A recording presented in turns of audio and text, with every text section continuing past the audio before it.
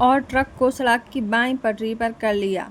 Horn की आवाज़ एक ऐसे स्टेशन वेगन से आ रही थी जो आजकल विदेशों के आशीर्वाद से सैकड़ों की संख्या में यहाँ देश की प्रगति के लिए इस्तेमाल होते हैं और हर सड़क पर हर वक्त देखे जा सकते हैं। स्टेशन वेगन दाएं से निकलकर आगे धीमा पड़ गया और उससे बाहर निकले हुए एक खाकी हाथ ने ट्रक को रुकने का इशारा कर दिया।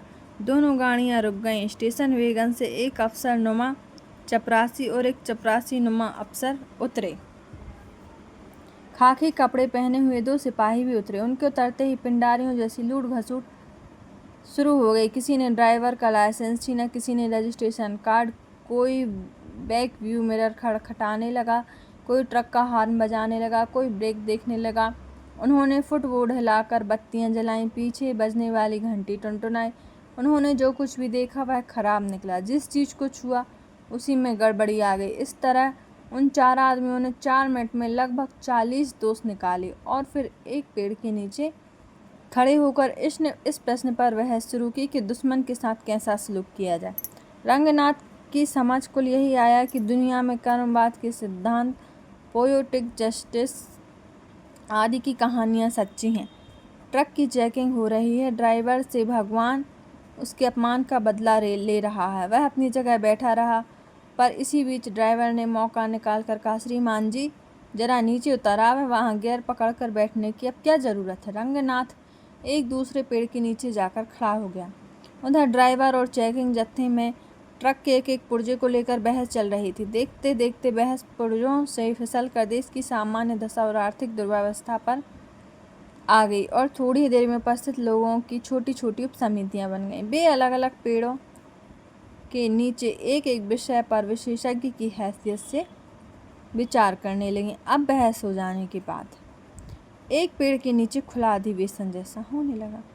कुछ देर में जान पड़ा कि गोष्ठी खत्म होने वाली है। आखिर में रंगनाथ को अफसर की मिमियाती आवाज़ सुनाई पड़ी, क्यों मियाँ अशफाक, क्या राय है, माफ़ किया जाए। चपरासी ने कहा, और कर ही क्या सकते हैं हुजूर, कहाँ तक चालान कीजिएगा, एक आध गड़बड़ी हो तो चालान भी करें। सिपाही ने कहा, चार्जशीट भरते भरते सुबह हो जाएगी।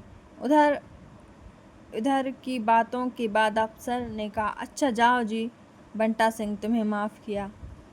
ड्राइवर ने खुशामद के साथ कहा, ऐसा काम श्रीमान जी कर सकते हैं। अफसर काफ़ी देर से दूसरे पेड़ के नीचे खड़े हुए रंगनाथ की ओर देख रहा था। सिगरेट सुलगाता हुआ वह उसकी ओर आया, पास आकर पूछा, आप भी इसी ट्रक पर जा रहे थे? जी हाँ। आपसे इसने कुछ किराया तो नहीं लिया? जी नहीं। अफसर बोला, वह तो मैं आपकी पोशाक देखकर ही समझ गया था, पर जांच करना मेरा फर्ज था। रंगनाथ ने उसे चिढ़ाने के लिए कहा, असली खादी थोड़ी ही है, यह मिल की खादी है। उसने इज्जत के साथ कहा, अरे साहब, खादी तो खादी, उसमें असली नकली का क्या फ़र्क। अफसर के चले जाने के बाद ड्राइवर और चपरासी रंगनाथ के पास आए। ड्राइवर ने कहा, जरा 2 रुपये तो निकालना जी। उसने मुँह फेर कर कड़ाई से जवाब दिया, क्या मतलब है, मैं रुपया क्यों दूँ। ड्राइवर ने चपरासी का हाथ पकड़कर कहा, आइए श्रीमान जी, मेरे साथ आइए। जाते जाते वह रंगनाथ से कहने लगा, तुम्हारी ही वजह से मेरी चेकिंग हुई और तुम मुसीबत में मुझसे इस तरह बात करते हो। तुम्हारी यही तालीम है। वर्तमान शिक्षा पद्धति रास्ते में पड़ी हुई कुतिया है जिसे कोई भी लात मार सकता है। ड्राइवर भी उस पर रास्ता चलते चलते एक जुमला मारकर चपरासी के साथ ट्रक की ओर चल दिया। रंगनाथ ने देखा शाम घिर रही है, उसकी अटैची ट्रक में रखा है। सिपालगंज अभी 5 मील दूर है और उसे लोगों की सद्भावना की ज़रूरत है। वह धीरे धीरे ट्रक की ओर आया। उधर स्टेशन वेगन का ड्राइवर हॉर्न बजा बजा कर चपरासी को वापस बुला रहा था। रंगनाथ ने 2 रुपये ड्राइवर को देने चाहे। उसने कहा, अब दे ही रहे हो तो अर्दली साहब को दो, मैं तुम्हारे रुपयों का क्या करूँगा। कहते कहते उसकी आवाज़ में उन सन्यासियों की खनक आ गई जो पैसा हाथ से नहीं छूते, सिर्फ दूसरों को यह बताते हैं कि तुम्हारा पैसा हाथ का मैल है।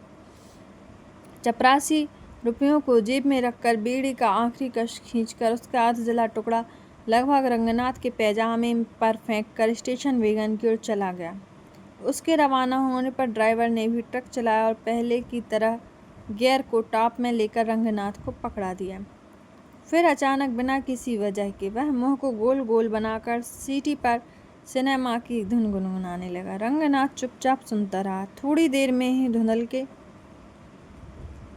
मैं सड़क की पटरी पर दोनों ओर कुछ गठरियां सी रखी हुई नजर आईं। ये औरतें थीं जो कतार बांध कर बैठी हुई थीं। वे इत्मीनान से बातचीत करती हुई वायु सेवन कर रही थी। लगे हाथ मलमूत्र का विसर्जन भी। सड़क के नीचे भूरे पटे थे और उनकी बदबू के बोझ से शाम की हवा किसी गर्भवती की तरह हलसाए हुई चल रही थी। कुछ दूरी पर कुत्तों के भौंकने की आवाज हुई। आंखों के आगे धुएं के जाले उड़ते नजर आए। इससे इनकार नहीं हो सकता था कि वे किसी गांव के पास आ गए थे। यही शिवपालगंज था। एक भाग समाप्त हुआ। कल हम भाग 2 पर वाचन करेंगे। साथ बने रहिएगा। लाइक कीजिए, पसंद आए तो